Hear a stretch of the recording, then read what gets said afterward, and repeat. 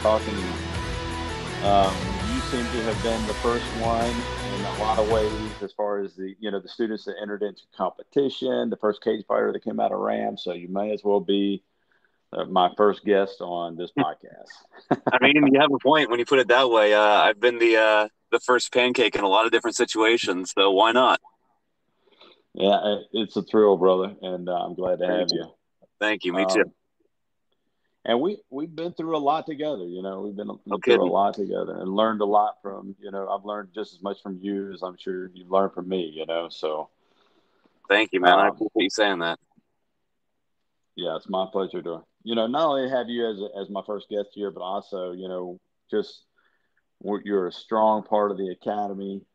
You're a leader, and you've got a lot of people there that look up to you. We all respect everything you do there. So I'm very thankful for you. I appreciate it, man. I'm incredibly thankful for you and for everybody at RAM and in the leadership and in the student body. It's been an incredible privilege to be a part of from back when I was, what behind the ears wipeout that didn't know anything, and all these years later, hopefully I have a little bit more clue what I'm doing, at least in some areas. But it's been a true honor to be a part of the Ram journey for so long, man. Yeah, it's crazy to think about, it being our 22nd year. Man, Um, yeah, it just seemed like it's gone by so fast, but really does. um, it has. Let's start off with just some. We're just going to keep it very conversational, and just I just want to kind of ask you a couple questions and just kind of listen to your heart on some Cool. of the things. So, what was your, and this is more of not only martial arts, but we can get into other topics. Hmm. But that's what kind of brought us together. So let's start with that. What got you into martial arts training? I mean, what is the initial reason why you got into it? And then let's talk about what is your reason for your training now. What is your why for doing it now? Well, I think it was kind of a combination of things for why I started training in the first place.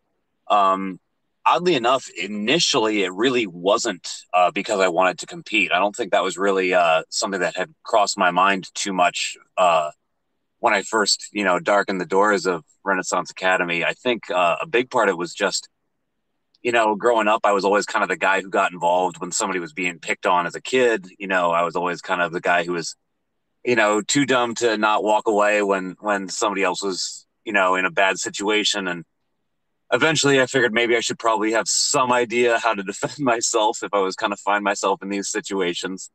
So that was a big part of my initial motivation. Very quickly after I started and, started to realize how much I loved it, then the other motivation of wanting to compete became a factor because I was always, so wildly competitive just in general in terms of how God made me as a person. So then that very quickly became obviously a very, very big part of my motivation from that point. And I would say, to be honest with you, that has kind of continued to be the case for over a decade now. Especially, since, as you know, I was initially focused on kickboxing and then fought MMA, amateur and professional, for quite a few years. And then I'm currently focused for quite a while now on submission grappling and things along those lines. Um, I think what I love about it is, as we've talked about, there are so many things that you can continue to learn that it never gets boring. So, I Yeah, mean, I've been doing this for absolutely. a long time. You've been doing it for longer than I have, and I feel like I'm just scratching the surface of what there is to learn. Yeah, and that's what I love about it. I completely agree with that. And we talked about this a while in depth a few times, just conversations over the years. There are different phases you go through. I feel like, and different Yes, motivations at different times. You just there's sure. always a learning that goes on with it, a sharpening of the mind, but also the body at the same time. So I completely agree with that for sure. Well, an example along those lines would be, since I had kids, and I'm sure you can relate, being focused on wanting to be there for them made me more focused on wanting to take care of my health so that I could be there for them growing up and hopefully my grandkids one day, which obviously, 10 years ago, that wasn't really something that was on my radar. So And yeah, I think you're definitely right. Yeah, absolutely. So now, right now, so at this phase right now, what is it that really gets you out of bed that makes you really want to, push yourself every day, um, in particular, or is there, a certain part of it that you love more than maybe other things in the arts? Because there's so many different. I mean, with us, the way that we approach it, it really is, what works in every range, Right. kicking, punching, clinch, all that stuff. So Well, think about that a little bit.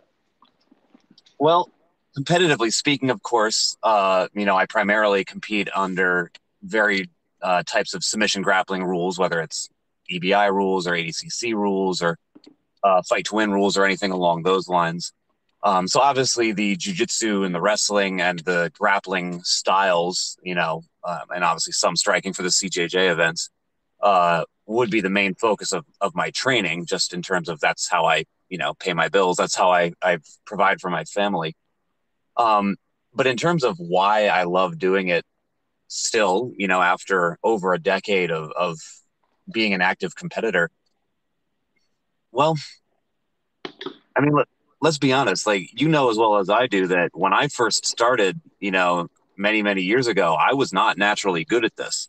The only thing that I really had going for me was that I was willing to work harder than anybody was. Right. Um, That's and a lot of absolutely people, true.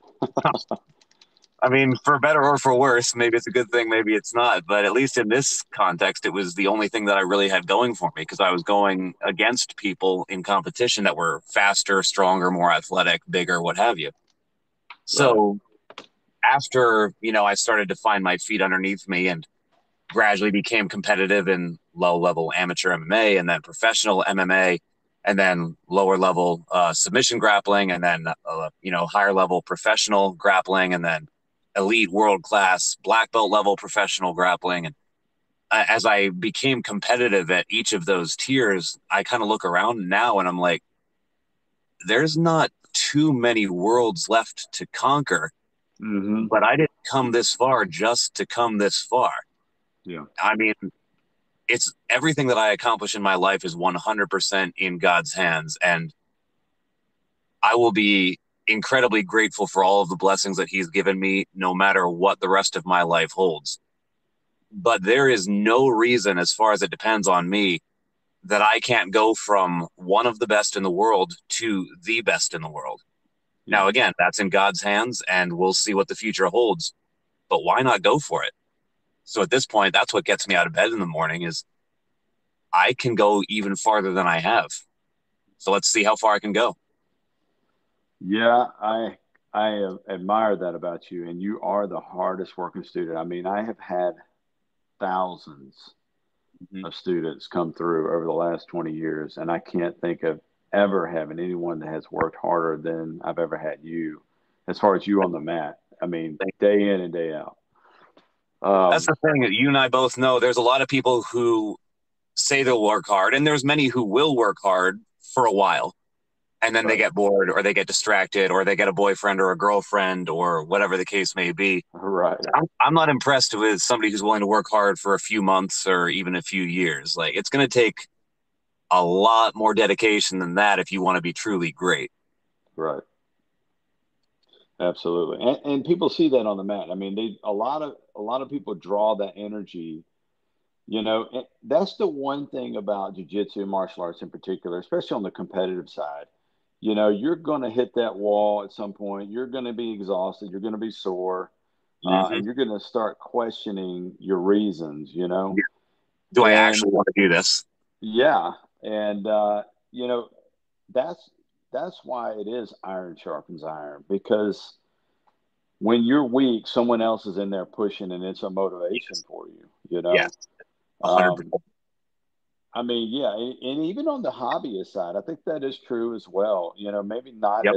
as much, but you get that professional dad that's working the 60 hours a week, and he's just not willing to not exercise and maybe finds jujitsu, and and that's the other Right. thing. It is fitness with a purpose. Right. There is a reason why I'm exercising, and it is, hopefully you never have to use any of that stuff. But there's a But practical aspect if you need it. right, it's not just Yeah. slinging around weights, Right. and nothing against that. It's just a different animal, and 100%. it's a testing of yourself. It's a testing of your willpower every time you step out there. Yeah, I So definitely think you're right. that's and that's why we both love it. I mean, Yeah. for me, my passion has always been to, well, not always. I mean, there was competitive years, but I really love seeing people um, change. I love the camaraderie. I love the Mhm. hanging out, that goes along with it. It's like a bunch of great friends getting together and learning from each other, and and sometimes it can be a very spiritual experience. Absolutely. And So to be honest with you, as far as I'm concerned, many of the relationships that I've formed in the gym over the years, I would call more than just friendships. Like I'm closer to many of the people that I spend time with on the mat every day than I am with some actual relatives, you know? right. That there's a bond, there's a camaraderie there that's really hard to form in very many other contexts. Yeah, and loyalties and Mhm. it When truly they're is on the mat, yeah, when they're on the mat helping me and like suffering to help me succeed, that's a debt of gratitude that I don't take lightly. yeah, absolutely. So let's talk a little bit about like training philosophies, and Mhm. it's gotten so different over the past 10 to 15 years. I really think the martial arts community has grown so much.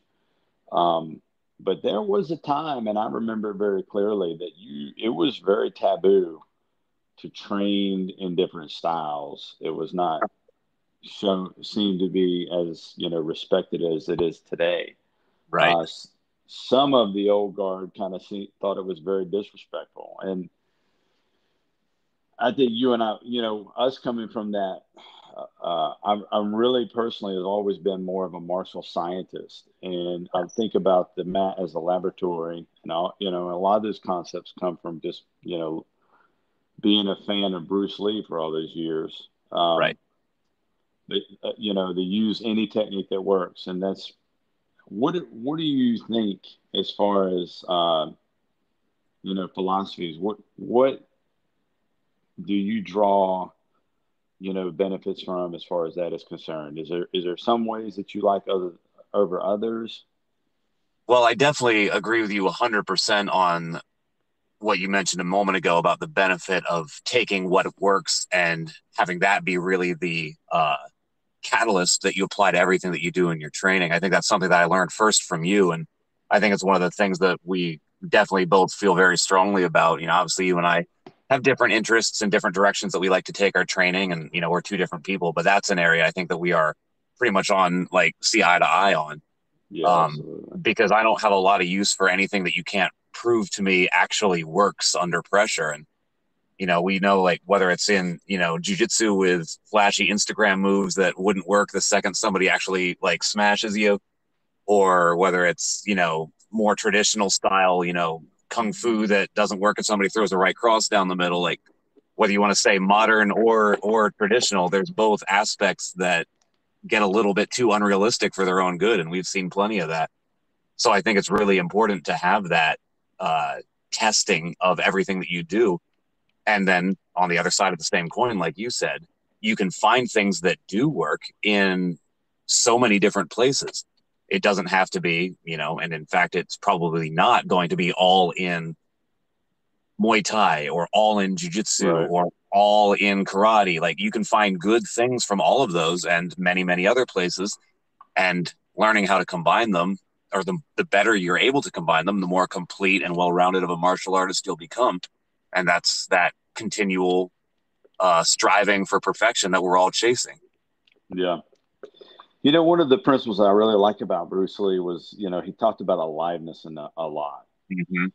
And At a time when that was not like frequently focused on, if I'm not mistaken. oh, absolutely not. It was a lot of, routines. And even in The the set 80s, patterns. Yeah. yeah, even in the 80s when I started training and crossing between karate and taekwondo, I started with Taekwondo in '87, and then went into karate. And um, there were one steps and forms, Right. and even early on, I was like, this doesn't exactly happen when I spar. I spar totally different than I would when I'm Yeah. doing, you know.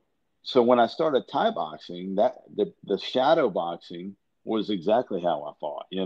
Right. I moved the same way. So it always was like I did not understand that, and Which nobody. meant that all the work that you were putting in wasn't actually making you more effective in an alive situation, whether that's a fight in the ring or a self-defense situation or whatever. And that's got to be so frustrating to work that hard and then have it not actually pay off, practically speaking. Yeah. Well, I remember being 19 and getting dumped on my head by a wrestler because I just said, "Hey, let's test this out." And I got dumped on my Yeah. head so many times, and that I was genuinely upset over that. Like, Right. I felt like I'd been lied to, um, and it was a great moment for me, but it was upsetting at the same time because Well, my eyes were clearly open, you and were more of a seeker for truth than a lot of your contemporaries were because you were willing to see if what you had been told was accurate. And you found out that maybe it wasn't entirely accurate, but most people weren't even willing to find that out. yeah, and we've talked about this too. I mean, it happens in every uh, art. At some point you get too complacent and comfortable, Yes. and you can walk around with the authority and nobody really tests you. If it's not being tested weekly, it's not real. Right. And that's the great thing about. Laboratory idea that you talked about. What's that? That laboratory idea that you talked about. Yeah, yeah, absolutely. And one thing I've admired of you over the years was just you've been a risk taker, and and I remember your first MMA match.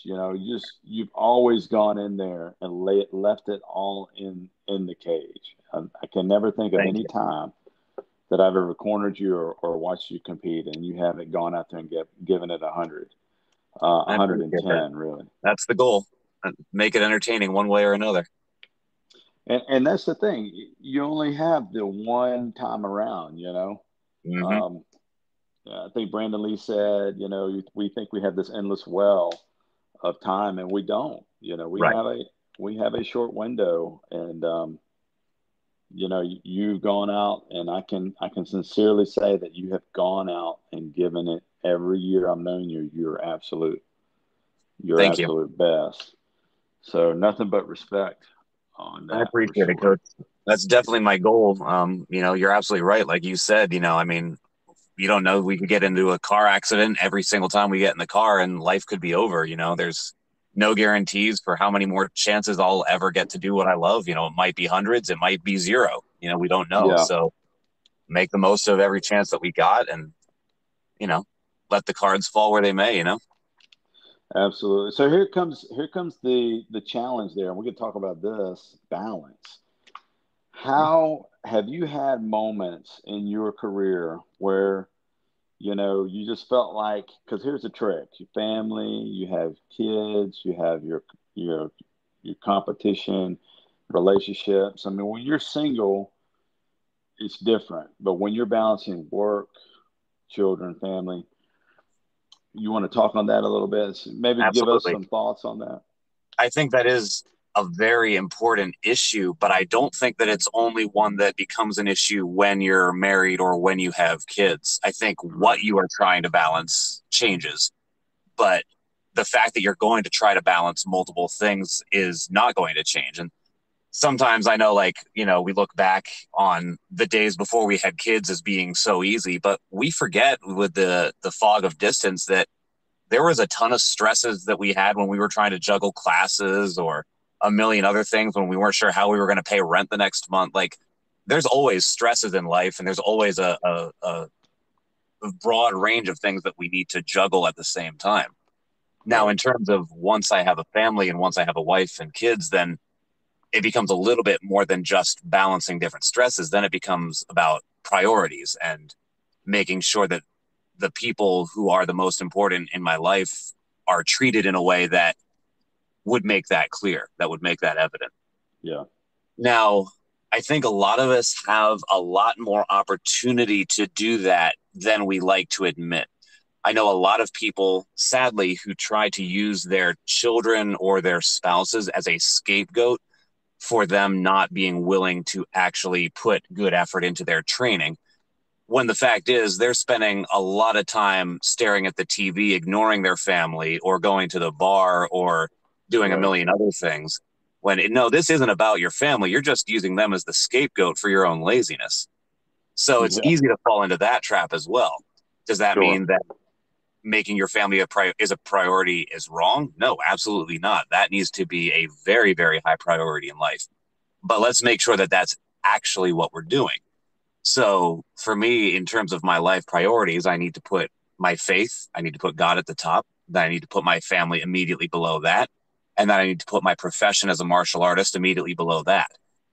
Yeah. That's 3 things. That's not too many things. After that, I can figure things like watching TV or video games or going out to restaurants, or, I don't really go to bars, but if that was something that people like to do, or going to clubs, or a million other things that are all fine in moderation, but they need to fall into their proper place. So if your family is a priority and if your training is a priority, great. That's how it should be. That means that everything else has to come after those things. Yep. And say that that's what they're doing when they're actually not. So for me, I knew how important being a family man, being able to spend a lot of time with my kids growing up was. I also knew that it was extremely important to me to be able to support my family as a professional martial artist, which is why I always focused as much as I possibly could on being self-employed so that I would be able to set my own schedule. So I am able, even with as much as I have to travel to compete, I'm able to spend way more time with my kids than the vast majority of people are, because I'm eating breakfast and lunch with them every day and spending substantial amounts of the day with them, because I can set my schedule and I can set my breaks from work when they're around. And then at the same time, it means that when I'm at training, I can bring my kids to the gym with me, at least for a good chunk of it. And they can see what dad does. They can hang out with kids of other people who I'm training with, and they can learn the importance of discipline, of hard work, of the values that are a part of the martial artist lifestyle, while not sacrificing time with my family for my career. Right. Is it easy? Absolutely not. But it is about priorities. And most people say, well, I just want to make my family a priority, and I don't want to, make my training more of a priority than my family. Most of the time, having coached for many, many years, as well as trained for many, many years, most of the time, in my experience, that's not what's actually happening. It's simply what people like to say is happening so they feel better about themselves. Yeah, and being a professional martial artist, both you and I'm on the difference, and I make my living a different way, and that I have, recruiting people that are looking to start training and do something different, and they want to change themselves. And I understand that. I hear those excuses all the time, and it makes, I can see that person right there. They've already walked in the door. They've made a decision to make a positive change in their life. Yep. And then they get right to taking that step. And I know that if they show up the next, year, they're going to be completely different human being, 100%. as far as their discipline, their confidence, their fitness level, everything's going to change. You know what I mean? Yep. And I don't know how many times I've seen people get right there and then turn around and make a decision to not get involved. And even though it's something that would make them a healthier, physically healthier, mentally human being, who would then be a better father or mother, a better spouse, who would be a better person for their family if they made a healthy choice like that. Yeah, and it's time. You think about it, and usually it's either time or finances. And I know in my own life, I don't have this mastered. I'm not perfect. but I got to go back and take inventory all the time. Okay, what are you spending money on? Right. That is just, you're just wasting money. All right. Mm-hmm. And you could be diverting that over here. That's going to make you, well, much further down the road, a year from now, 2 years from 5 years from now, Right. in some kind of an investment or whatever. I can't even imagine getting through a week without exercise as an adult human being. I got to be Yeah. perfectly honest with you, That'd be an especially after, irresponsible way to live. yeah, I mean, especially, I mean, for your kids, your spouse, everything, Yeah. especially with after 2020, there's a lot of mental health involved in this. 100%. It's You not know, just physical; it's absolutely mental as well. yeah, and people Oh, make that. Well, no, exercise is mental health. 100%. It is mental health, and if you're not doing it, you don't understand it. It is going to affect you in so many positive ways. It will literally change your life. But I don't want to go down that. I could spend an entire hour talking about that. But True. it is kind of sad to see people not understand the value, and Right. maybe because of a And not financial choice or a time choice, and they're blowing hours watching TV. right. Like you said, people seem to just genuinely not really be aware of how much time they actually have that they are not using in the ways that they think they are. Right. Um, even for my competitors that are interested in getting into grappling competitions on an amateur level, so just starting out. And this is not the hobbyists who are, just doing this for the fun of it and to be in shape. I mean, obviously that's completely up to them how often they want to train. But as you know, for my competitors, the only thing that I require of an amateur competitor who's wanting to start out in grappling competitions is you need to give me 4 hard practices a week. Yeah. That's it. That is substantially less than 5% of your time. Yeah. If this isn't even worth 5% of your time, then it must not be yours then. And no hard feelings if it's not. But it's only 5%. I'm not asking something crazy here. Yeah. But not everybody realizes that there is that much time available every day because we waste so much of it. Yeah, I honestly get the time. See how much time you spend on social media. That'll tell you. No kidding. See how much Very time true. you take an inventory of how much time you're watching TV. And I'm not against those things. I'm just the priority list. Everything in moderation. Yeah. Yep. I'm going to play my Super Mario at least 10 minutes a week. Sure. Sure. But you're not doing that while skipping workouts or skipping time with your No. family or whatever. No, absolutely not. One last question: are there other things outside of the martial arts that you're passionate about, like that your hobbies, or anything else? I know we're talking about balancing time, and I Mhm. know there are a lot of things that I'm interested in that I just can't get to because I just, I have my priority list. Well, I've always been a massive bookworm ever since I was, a child, really. To some degree, I have a side business as an audiobook producer, so that kind of carries into what I do between practices as well. But I really enjoy reading or listening to audiobooks in my free time, especially the audiobooks, because I can do that while I'm stretching or, driving or what have you. I read a lot of philosophy. If I have the time at some point, I'll probably look to go back to school to study philosophy to get another degree in that, simply because I enjoy it. I really find the of why people tick the way that they do, what makes people who they are, absolutely fascinating. Um, Stoic philosophy, of course, being the subset of that I find the most interesting, but really in general. This wouldn't really be a separate from martial arts per se, but as you know, I've over the last, I don't know, 5+ years, of course, I've put a lot more time into coaching than I used to, which has been a unique balancing act in its own right of Sure. balancing my career as a full-time competitor and a full-time coach. But it's also something that is incredibly rewarding to not just invest in my training partners as training partners, but it's a little bit different when you're investing them as your students. As goodness Yeah. knows, you very well know, as my coach, and the coach of hundreds and thousands of other people over the years as well. But it's so much more, nerve-wracking, but also incredibly rewarding than just competing for yourself is.